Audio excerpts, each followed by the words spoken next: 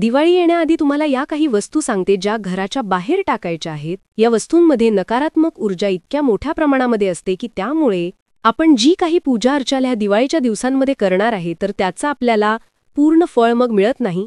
कारण या वस्तूंमुळे घरामध्ये नकारात्मक वातावरण, निगेटिव्ह वाइब्स एवढ्या मोठ्या प्रमाणामध्ये पसरलेले असतात की आपण किती पण मन लावून देवपूजा केली, काहीही केलं ना तरी त्याचा उपयोग होत नाही. या गोष्टी घरामध्ये वाईट लहरी घरी ज्या आहेत तर त्या पसरवत असतात आणि स्वच्छतेशिवाय भक्तीचा फळ मिळत नाही हे तुम्हाला मला सगळ्यांना माहिती आहे. घरातील वातावरण सकारात्मक असणं खूप गरजेचं आहे आणि या काही गोष्टी आपल्याला कळणं खूप खूप खूप गरजेचं आहे की जेणेकरून आपण जे काही मनापासून मिळतोय तर त्याचं आपल्याला फळ मिळेल, आपल्या कष्टासोबत नशिबाची साथ मिळेल. बघा, दिवाळीला अगदी 10 ते 11 दिवस बाकी आहे. 17 ऑक्टोबरपासून दिवाळी आहे आणि 17 ऑक्टोबरला बघा वसुबारस आहे. या दिवसापासून दिवाळीची खरी सुरुवात. दिवाळीच्या दिवसांमध्ये वसुबारस असतं, नरक चतुर्दशी, धनत्रयोदशी, त्यानंतर लक्ष्मीपूजन, पाडवा, दिवाळी पाडवा, भाऊबीज इतके हे महत्त्वाचे सण असतात. या प्रत्येक दिवसाचं खूप महत्त्व आहे आणि अशा महत्त्वाच्या दिवशी आपण अगदी घरातले सगळे भक्तिभावाने पूजा करत असतो. आणि मग आपल्याला कुठेतरी वाटतं की आपण हे जे करतोय याचं आपल्याला इच्छित फळ पण मिळाला पाहिजे. पण त्याआधी मग काही गोष्टींची काळजी घेणं खूप महत्त्वाचं आहे. नवरात्रीच्या आधी पण मी तुम्हाला ही माहिती दिली होती. नवरात्रीमध्ये ज्या ताईंकडून स्वच्छता वगैरे करणं राहून गेलेलं असेल तर त्यांनी कृपया करून करा. बघा, तुम्ही 1 वर्ष हे सगळं करून बघा आणि माझ्यापेक्षा ज्या मोठ्या आहेत ना, मावशी, काकू, आत्या, आजी, ज्या काही मोठ्या माझ्यापेक्षा वयाने असतील ते हे वर्षानुवर्ष करत आलेले आहेत, त्यांना हे सगळ्या गोष्टी माहिती आहे. पण काय होतं, सणासुदीला आहे ना आपल्याला खूप घाई गडबड असती आणि मग अशातच काही गोष्टी राहून जातात आणि बऱ्याचशा लोकांचा नवीन संसार सुद्धा सुरू झालेला असतो. त्यामुळे जर मी काही गोष्टी सांगितल्या तर त्यात त्यांना पटतील सुद्धा आणि आतापर्यंत तुम्ही काही गोष्टी केलेल्या नसतील तर नक्कीच करतील. आणि बघा, या 7-8 दिवसांमध्ये माता लक्ष्मीचा प्रभाव खूप जास्त प्रमाणामध्ये असतो. दिवाळीला धनत्रयोदशीच्या दिवशी आपण धन्वंतरी भगवानांची पूजा करतो, लक्ष्मीपूजनाला लक्ष्मी माता, कुबेर देवतांची पूजा करतो, वसुबारसला गायीची पूजा करतो जिच्यामध्ये 33 कोटी देवांचं स्थान आहे आणि या सगळ्या देवांचा आपण सेवा करणार आहे तर ते आपल्या घराचं रक्षण करतात. तर त्यामुळे आपल्याला या काही गोष्टींकडे लक्ष देणं खूप गरजेचं आहे. मी ज्या काही गोष्टी सांगणार आहे ना त्या गोष्टींमुळे घरामध्ये इतके मोठे प्रॉब्लेम येऊ शकतात की तुम्हाला आजकाल तुमच्या घरामध्ये काही गोष्टी त्यामुळे होत पण असतील, वाईट संकट, अडचणी येत पण असतील, पण तुम्हाला ते कारण माहीत नसेल. तर मी ज्या काही गोष्टी सांगते नक्की तुम्ही विचार करा की असं असेल तर तुम्ही दिवाळीच्या आधी या वस्तू पहिले काढून टाका. कारण लक्ष्मी मातेला स्वच्छता प्रिय असते. घरामध्ये अस्वच्छता असेल, नकारात्मक ऊर्जा निर्माण करणारे घटक असतील तर देवी आई माता लक्ष्मी कधीही तुमच्या घरामध्ये राहणार नाहीत. पैशाचे प्रॉब्लेम येतील, बऱ्याचशा अडचणी येतील. म्हणून दिवाळीच्या आधी अवश्य तुम्हाला हे काही कामं करायची आहे. दिवाळीच्या आधी या गोष्टी तुम्हाला घराच्या बाहेर काढायच्या आहे. मग आपण जी सेवा करतो, देवदेव करतो, मग त्याचं फळ आपल्याला मिळेल. आपण बघा काय म्हणतो की मग माझ्याच बाबतीत असं का घडतं, हिची नजर लागली, तिची नजर लागली. नजर कोणाचीच आपल्याला लागत नाही. पण पहिली गोष्ट म्हणजे आपणच स्वतः कंटाळा करतो काही गोष्टींना, म्हणून या गोष्टी घडत असतात. म्हणून आपल्या मागे दुर्भाग्य लागू नये, आपलं नशीब चमकण्यासाठी आपल्या मागे दारिद्र्य लागू नये, यासाठी तुम्हाला दिवाळीच्या आधी मी अगदी महत्त्वाच्या गोष्टी सांगते, या नक्की करा. एरवी आपण घर स्वच्छ ठेवत असतो, पण दिवाळीमध्ये विशेष स्वच्छता अभियान आपण हाती घेत असतो, त्यामागे सुद्धा काहीतरी कारण आहे. तर अशी ही कुठली कामं आहेत? सगळ्यात पहिले बघा, आपल्या महिलांना सवय असतेच, आपण घर स्वच्छता करतच असतो, पण काही गोष्टी आपण विसरून जातो. तर दिवाळीमध्ये सगळ्यात पहिले आपल्याला देवघर स्वच्छ करायचे. देवघरातल्या जुन्या वस्तू, देवांचे जुने कपडे, तुटके दिवे वगैरे असतील, समय असेल तर हे पहिले काढून टाका. देवघरामध्ये फाटलेले ग्रंथ असतील तर त्यांचं विसर्जन करा, कुठेतरी पुरून टाका. देवघरामध्ये तुटक्या फुटक्या मूर्ती, फोटो काहीही पूजू नका. यामुळे तुम्हाला त्या सेवेचं पूर्ण फळ मिळत नाही. तुटलेले देव वगैरे असतात ना, ते पूजल्यामुळे उलट दोष वाढतात. त्या देवांची आपण पूजा करतो, आपल्याला वाटतं आशीर्वाद मिळतील, पण तुटलेले देव कधीही पूजू नका. खंडित झालेल्या मूर्ती कधीही पूजू नका. तुम्हाला देवघर पहिले स्वच्छ अगदी पुसून वगैरे व्यवस्थित तुम्हाला टकाटक एकदम करायचं आहे, छान करायचं आहे. तुमचं देवघर छोटं असू द्या की अगदी देवघर तुमचं पूर्ण रूमचं एखादा सेपरेट असेल, देवघर स्वच्छ करायचं आहे. तुमचं घर भाड्याचं असेल, स्वतःचं असेल, 1 रूमचं असेल, 10 रूमचं असेल, तरी मी या ज्या गोष्टी सांगते या सगळ्यांना लागू पडतात. कारण मला कमेंट येतात की ताई, भाड्याचं घर आहे तर हे करायचं का, ते करायचं का? आपण त्या घरामध्ये राहतो, तिथे आपण पैसे देत असतो, भाडं देत असतो. यानंतर दुसरी गोष्ट म्हणजे आपला किचन रूम. किचन तर सगळ्यात महत्त्वाचं आहे. किचन रूममध्ये बघा, आपण तिथे शिजवलेलं अन्न खातो आणि अन्नपूर्णा देवतेचा आपल्यावर आशीर्वाद आणण्यासाठी आपल्या किचनमध्ये व्यवस्थित तुम्ही सगळं चेक करा. काही बुरशी आलेली आहे, लोणचं वगैरे, चटणी असतील, वर्षानुवर्ष तसंच पडलेले आपण खात पण नाहीये, डबे वगैरे आपण व्यवस्थित चेक करा. काही असं सडलेलं अन्न वगैरे असेल तर ते पहिले काढून टाका. त्यानंतर तुटके डबे वगैरे, ताटल्या, जे काही तुटके भांडी आहे, मी म्हणत नाही अगदी तुम्ही सगळं देऊन टाका आणि सगळं नवीन घ्या. मोजकं तुम्ही ठेवा, पण ज्या वापरात गोष्टी नाहीये त्या प्लीज काढून टाका. आपल्या महिलांना आहे ना खूप सवय असते, माझं सुद्धा तसंच आहे, की एखादी गोष्ट आपल्याला वाटतं की नाही नाही ही मी वापरेन, फेकून द्यायची वेळ आली का आपण विचार करतो नाही ही गोष्ट मी वापरेन, ही नाही टाकायची, ती गोष्ट मी वापरेन, ती नाही टाकायची. पण जी गोष्ट आपण मागच्या 2 वर्षापासून वापरली नाही ना, तर ती इथून पुढे पण आपण वापरणार नाही. हा माझा स्वतःचा अनुभव आहे. म्हणून तुम्ही चांगली असेल कुणाला तरी ती दान करून द्या, चांगली नसेल तर तुम्ही ती टाकून द्या. वापरणे योग्य असेल तर एखादाची ती कामी आली तर त्याचं जास्त तुम्हाला पुण्य मिळेल. त्याच्यामुळे नक्की लक्षात ठेवा. याशिवाय तुम्हाला बघा, हे दिवाळीच्या दिवसांमध्ये आपल्याला मांसाहार वगैरे अजिबात करायचं नाही. फ्रीजमध्ये काही अंडी वगैरे असतील, काही तुमचं मांसाहारी काही ठेवलेलं असेल तिथे, तर ते पहिले आपल्याला काढून टाकायचंय. फ्रीज पण व्यवस्थित आपल्याला चेक करायचंय, कारण तिथे आपण बाकीचं अन्न ठेवत असतो आणि मग ते आपण खातो तर कुठे ना कुठे त्या वाइब्स एकमेकांना लागतात आणि त्यामुळे ना मग ते अन्नाचं म्हणजे तेवढं सात्विक अन्न ते राहत नाही. म्हणून हे एक गोष्ट नक्की लक्षात ठेवा. किचनमध्ये तर स्वच्छता झालीच पाहिजे, कारण याच्यामागे सायंटिफिक रिझन पण आहे की तिथे स्वच्छता राहिल्यामुळे मग आजारपण वगैरे येत नाही. आणि गंगाजल टाकून प्रत्येक रूम तुम्ही स्वच्छ केल्यावर तिथे गंगाजल टाकायचं आहे, गोमूत्र शिंपडायचं आहे, त्यामुळे त्या रूमचं शुद्धीकरण होतं. यानंतर सगळ्यात महत्त्वाचं म्हणजे महिलांचं सगळ्यात आवडीचे म्हणजे कपडे. जे कपडे आपल्याला होत नाहीये पण वापरणे योग्य आहे ते तुम्ही कुणाला तरी दान करू शकतात. वस्त्रदान केलेले अतिशय उत्तम असतं. शुभ दिवशी तुम्ही ते कपडे ना असेच देऊ नका, धुवून द्यायचे आहे. कधी पण आपले कपडे, वापरलेले कपडे कोणाला देताना ते धुवून द्यायचे आहे. त्यानंतर तुम्ही अडगळीचं सामान चेक, आपल्या घराच्या इथे बघा वरती बऱ्याच ठिकाणी अशी पडदी वगैरे असते, आपण तिथे ज्या गोष्टी वापरत नाही त्या तिकडे टाकतो, पण तिथे इतकं सामान साचून जातं की आपल्याला म्हणजे, आणि तिथे आपण आवरायला पण कंटाळा करतो की जाऊ द्या तो वरचा भाग आहे, काय आवरायचं. पण बघा तो आपल्याच घरातला भाग आहे. खालचा आपण छान ठेवू आणि वरती अक्षरशः कचरा आहे, भंगार पडलेला आहे. अजिबात हे खूप चुकीचं आहे. त्या ठिकाणाहून एवढी नकारात्मक ऊर्जा बाहेर पडते की मग त्याच्यामुळे आपल्या घरामध्ये भांडणं होतात, खूप गोष्टी आपल्याला सहन कराव्या लागतात. आपल्याला कारण नक्की कळत नाही. म्हणून नक्की लक्षात ठेवा, अडगळीचं सामान तुम्ही काही ठेवलं असेल ते पण व्यवस्थित चेक करा. तुम्हाला या गोष्टीनं घरातल्या सगळ्यांनी मिळून कामं करायचे आहे. नाही शक्य, तुम्ही नोकरीला जातात, वेळ मिळत नाही, एकच दिवस सुट्टी असते, तुम्ही भलेही कोणा मावशींकडून, दादांकडून, काकांकडून, कोणाकडूनही आवरणार असाल तर आवरा, पण स्वच्छता प्लीज करा महिलांनो. यानंतर तुटक्या कपबशी वगैरे, तुटके भांडे, खराब लोणचं, चटण्या वगैरे, बुरशी आलेलं धान्य, हे कीड पडलेलं धान्य, हे सगळं तुम्ही काढून टाका. या गोष्टींचा खूप आपल्या जीवनावर परिणाम होत असतो. यानंतर महत्त्वाचं म्हणजे तुटक्या काचा. घरामध्ये काचा असतील, आरसा असेल तुटलेला, किंवा तुटक्या काचा असतील किंवा काचेच्या तुटलेल्या वस्तू असतील तर काचेकडे लवकर वाईट गोष्टी आकर्षित होतात. तर त्यामुळे तुटक्या काचा वगैरे पहिले तुम्हाला टाकून द्यायचंय. नंतर महत्त्वाची गोष्ट म्हणजे मुख्य दरवाजा. आपल्या घराचा मुख्य दरवाजा हा तर सगळ्यात महत्त्वाचा आहे. त्याचा आवाज वगैरे येत असेल तर तो तुम्ही रिपेअर करा. कधी पण दरवाजाचं उघडताना बंद करताना एकदम जोरात खरकन वाजतोय वगैरे असा आवाज यायला नको. तो येत असेल तर तुम्ही रिपेअर करा. काही तुटलेला आहे ते तुम्ही खिळे वगैरे ठोकून तो रिपेअर करा. कारण दरवाजा हा नेहमी स्वच्छ सुंदर असला पाहिजे. अगदी भारी नवीन बसवा असं मी म्हणत नाही, पण जो आपला मुख्य दरवाजा आहे तो व्यवस्थित असला पाहिजे. त्यानंतर दाराला तुम्हाला तोरण लावायचं आहे, कवजांचं तोरण लावा. आपण तर दिवाळीच्या 5-6 दिवसांमध्ये झेंडूचे फुलं, आंब्याचं तोरण लावणारच आहे, पण कवड्यांचं तोरण नक्की लावा. मी तुम्हाला बऱ्याचशा गोष्टी याआधी पण सांगितलेल्या आहे की कवड्यांच्या तोरणामुळे काय काय फायदे होतात. माता लक्ष्मी घराकडे आकर्षित होते आणि नकारात्मकता घरामध्ये येत नाहीत. तोरण वगैरे तुमचं खराब झालं असेल तर ते तुम्ही एकतर धुवा, पण व्यवस्थित ते असलं पाहिजे. त्यानंतर मुख्य दरवाजावर शुभ लाभ लिहायचा आहे, आपल्याला स्वस्तिक काढायचं आहे. या सगळ्या गोष्टी मी सांगेल, पण याआधी घरातला हा जो कचरा आहे ना, हा तुम्ही बाहेर काढा. जेवढा करता येईल तेवढं करा. नकारात्मकता दूर होणं खूप महत्त्वाचं आहे. त्या घराच्या वरच्या पडद्या वगैरे तिथे काही भंगार असेल ते सगळं चेक करा. यानंतर इलेक्ट्रॉनिक वस्तू बघा. इलेक्ट्रॉनिक वस्तू ज्या बंद पडलेल्या आहेत त्या एकतर रिपेअर करून वापरणार असाल तर ठेवा, नाहीतर कुणाला तरी गरीबाला द्या. त्याला फॅन आहे, जुने फॅन वगैरे पडलेले घरामध्ये, काही इतर वस्तू आहे इलेक्ट्रॉनिक, त्या तुम्ही इतरांना द्या जर वापरणार नसेल, किंवा टाकून द्या. तुटक फर्निचर वगैरे असं काही तुम्ही वर्षानुवर्ष तुटक कपाट घरामध्ये ठेवले पण त्याचं वापरणे, प्लीज हे काढून टाका महिलांनो. खरंच याचा आपल्या जीवनावर खूप परिणाम होत असतो.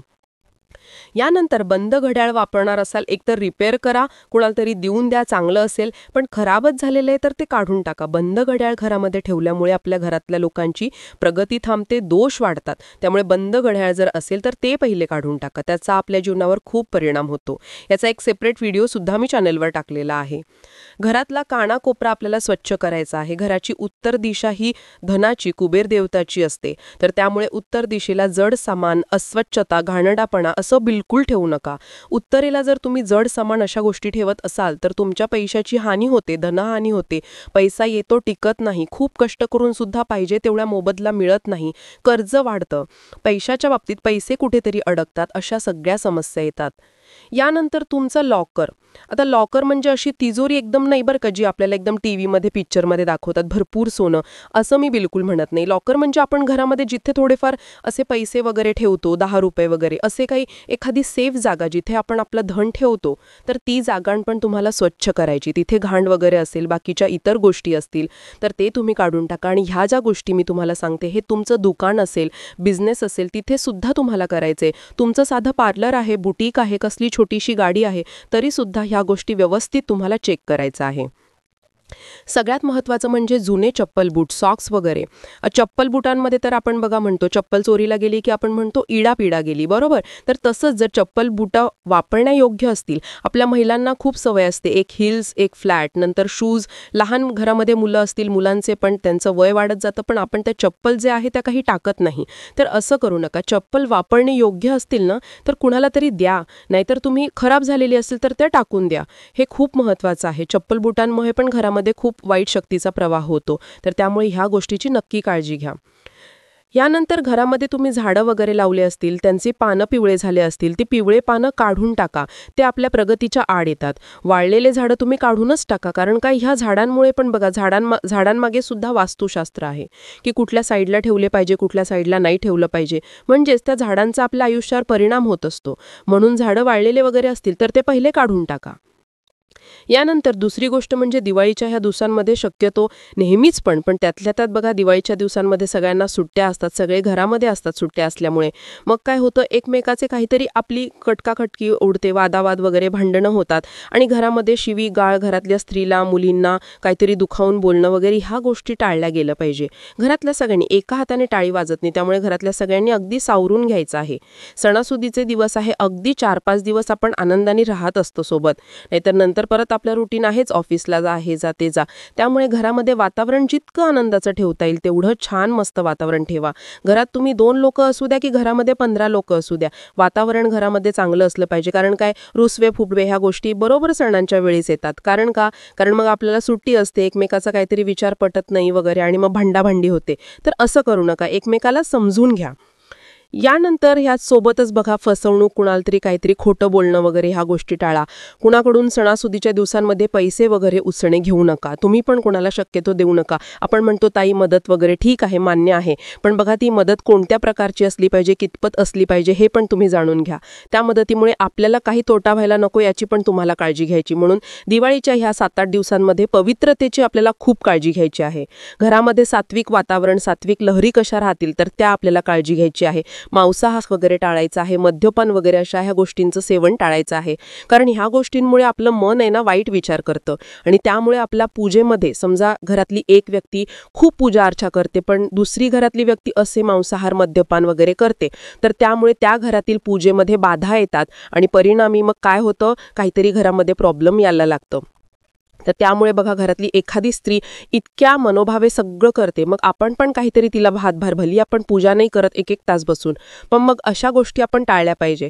तर बघा, हे लक्ष्मी मातेचे दिवस आहे. आपल्याला लक्ष्मी मातेला, कुबेर देवतांना, सगळ्यांना आपल्याला प्रसन्न करून घ्यायचं आहे, की जेणेकरून आपल्या घरामध्ये सगळं अगदी सुख समाधान राहील, आपल्या कष्टासोबत नशिबाची साथ राहील.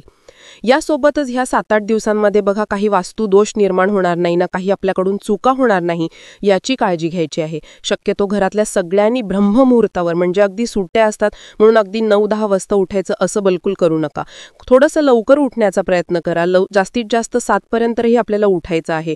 आणि लहान मुलं आहे, कोणी आजारी व्यक्ती, म्हातारी लोक आहे, त्यांचं आपण समजू शकतो, पण तुमच्या माझ्यासारखे जर व्यवस्थित आपण जे आहे त्यांनी आपल्याला सकाळी लवकरच उठायचं आणि छान वाटतं. तुम्ही बघा, तुम्ही लवकर उठून जर कामाला तुमचं लागलं ना, भरपूर वेळ मिळतो, एकमेकांसोबत आपल्याला टाइम स्पेंड करता येतो. आणि दुसरी गोष्ट म्हणजे ह्या दिवसांमध्ये आणि नेहमीच लक्षात ठेवा, संध्याकाळच्या वेळेस आपण म्हणतो तिन्ही संजेच्या वेळेस, तर संध्याकाळच्या वेळेस केर काढू नये, घरातला कचरा काढू नये. घरामध्ये कचरा झालाय, लहान मुलं वगैरे काहीतरी घाणेरडे झालेली आहे, तुम्ही तो झाडून एका साईडला बाजूला करा, पण तो झाडू नंतर सुपरीमध्ये भरून फेकू नका. बघा, अतिशय महत्वाची गोष्ट आहे, संध्याकाळच्या वेळेस कधी पण केर काढू नये. केर काढला, अगदी वेळच आली तरी पण तो तुम्ही बाजूला सरकवा, तो फेकायचा नाहीये आपल्याला. कारण संध्याकाळची वेळ ही माता लक्ष्मीची वेळ असते आणि आपण त्यावेळेस जर घर स्वच्छ करायला घेतलं ना, तर माता लक्ष्मी त्यासोबत निघून जाते. तर त्यामुळे ह्या गोष्टीचा तुम्ही नीट विचार करा. यानंतर तुम्हाला घरातली जी फरशी वगैरे आहे तर ती पाण्यामध्ये मीठ टाकून तुम्हाला पुसायची आहे. यामुळे नकारात्मकता जी आहे ती नष्ट होण्यासाठी मदत होते. किंवा गंगाजल आहे, गोमूत्र आहे, तर ते तुम्ही टाका. बघा, यामुळे काय होतं, वादावाद वगैरे कटकटी घरामध्ये होत नाही आणि आपोआपच परिणामी मग लक्ष्मी घरामध्ये स्थिर राहते. घरातला कानाकोपरा स्वच्छ करायचा आहे. विशेषतः बघा, ईशान्य कोपरा, उत्तर दिशा, वायव्य दिशा, हे कोपरे तर स्वच्छ असलेच पाहिजे. हे देवांचे, लक्ष्मी मातेचे, धनाचे ही दिशा आहे. तर त्यामुळे आपल्याला ह्या गोष्टींची काळजी घ्यायची आहे. घर तर स्वच्छ ठेवायचंच आहे, पण ह्यासोबत आपल्याला जे टॉयलेट बाथरूम आहे ते पण स्वच्छ ठेवायचं आहे. तो पण आपल्या घराचाच भाग आहे. भलेही ते टॉयलेट आहे, बाथरूम आहे, पण ते स्वच्छ ठेवणं तितकंच महत्त्वाचं आहे. वास्तूमध्ये नकारात्मकता जी आहे तिथून सुद्धा प्रवेश करत असते. तिथे जर एकदम घाणेरडापणा असेल तर अजिबात हे योग्य नाही. त्यामुळे आजारपण सुद्धा वाढतं. म्हणून या गोष्टींना, स्वच्छतेला प्राधान्य देणं तितकंच महत्त्वाचं आहे. ऐन सणाच्या वेळेस बघा, घरातले एखादी व्यक्ती जरी आजारी पडली ना, मग तर बघा सगळं म्हणजे आपलं सगळं डिस्टर्ब होऊन जातं. स्त्री तर आजारी पडली तर बिलकुल म्हणजे करणारी ती असते, त्याच्यामुळे ती जर आजारी पडली तर तो सण सुद्धा सणासारखा वाटत नाही. म्हणून या गोष्टी नक्की लक्षात ठेवा. घरामध्ये कुठे पण जास्त अडगळ वगैरे साचू देऊ नका, त्यामुळे घरामध्ये वादावाद होते, लक्ष्मीचा क्षय व्हायला लागतो. घरामध्ये अडगळच नाही, हे वास्तूच्या दृष्टीने खूप घातक आहे. विचार करा, घरामध्ये आपलं घर 1 रूमचं असू द्या की 10 रूमचं असू द्या, ते टापटीप स्वच्छ मोजक्या वस्तू असतील ना तरी चालेल, पण अतिशय गजबज तुम्ही करू नका. यामुळे आपल्या घराची विल्हेवाट लागायला सुरुवात होते. म्हणून प्लीज काळजी घ्या.